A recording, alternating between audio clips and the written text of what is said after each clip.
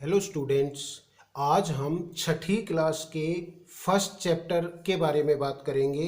First chapter है भोजन, यह कहाँ से आता है।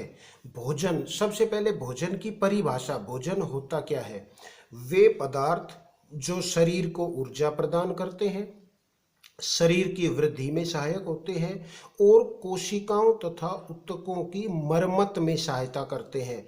उन पदार्थों को हम भोजन कहते हैं। भोजन के संघटक कौन कौन से होते हैं? जिन कच्चे पदार्थों से मिलकर भोजन बनता है, उन कच्चे पदार्थों को भोजन के संघटक कहते हैं हम। खाद्य पदार्थ किनको कहते हैं? इंपॉर्टेंट टॉपिक आता है। खाद्य पदार्थ आहार के रूप में लेने वाले वे सभी पदार्थ खाद्य पदार्थ हैं जिनको हम आहार के रूप में लेते हैं। आहार के रूप में जिन पदार्थों को हम लेते हैं उन सभी को खाद्य पदार्थ कहते हैं।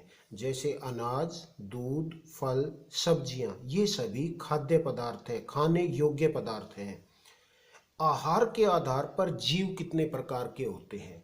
आहार के आधार पर जीव 3 प्रकार के होते हैं। शाकाहारी जीव, मांसाहारी जीव एंड सर्वाहारी जीव।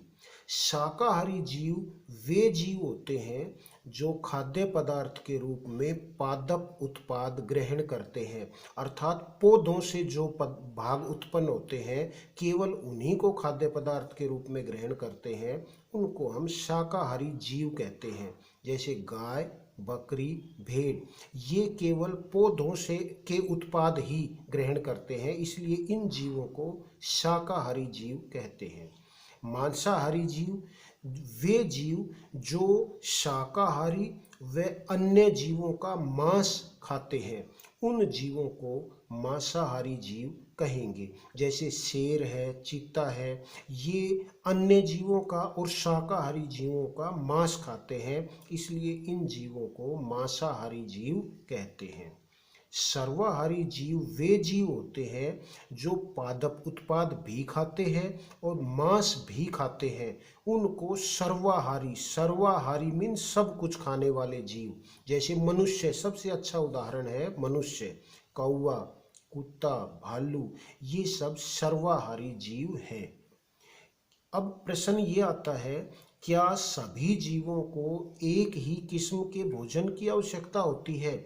नहीं, सभी जीवों को एक ही किस्म के भोजन की आवश्यकता नहीं होती, क्योंकि कुछ जीव शाकाहारी जीव होते हैं जो केवल पादप उत्पाद खाते हैं, जबकि कुछ जीव मांसाहारी होते हैं जो मांस खाते हैं, जबकि कुछ जीव सब कुछ खा लेते हैं, मांस भी और पादप उत्पाद भी। वैसे भी मनुष्य में सेलुलोज को पचाने वाले एंजाइम नहीं होते, इसलिए मनुष्य सेलुलोज को भोजन के रूप में ग्रहण नहीं करता। अर्थात सभी जीवों में सभी तरह का भोजन पचाने के लिए एंजाइम नहीं होते, इसलिए सभी जीव सभी तरह का भोजन ग्रहण नहीं कर सकते। अब अगला एक और इम्पोर्टेंट प्रश्न आता है, क्या पौधे के कौन कौन से भाग खाद्य पदार्थ के रूप में उपयोग होते हैं? पौधे के हम जानते हैं लगभग सभी भाग खाद्य पदार्थ के रूप में हम ग्रहण कर सकते हैं। जैसे बीज, पौधे के जो बीज होते हैं वो हम अनाज के रूप में ग्रहण करते हैं, दालों के रूप में ग्रहण करते हैं, मसालों के रूप में भी बीजों को हम ग्रहण करते हैं। ठीक इसी तरह से फल हैं, बहुत सारे पौधों के हम फल खाते हैं, केला, पपीता, सेब, तो पौधे का फल वाला भाग हम ग्रहण करते हैं। फूल के रूप में फूल गोभी है, सब्जी बनाकर हम खाते हैं। पत्ते के रूप में हम पौधे का पालक को हम पत्ते के रूप में खाते हैं। तने के रूप में गन्ना, आलू, इनके हम तने को खाते हैं।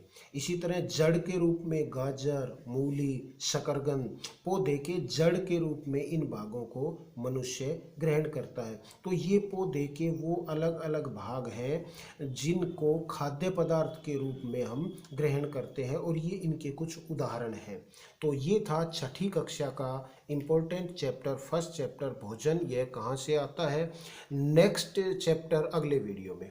Thank you.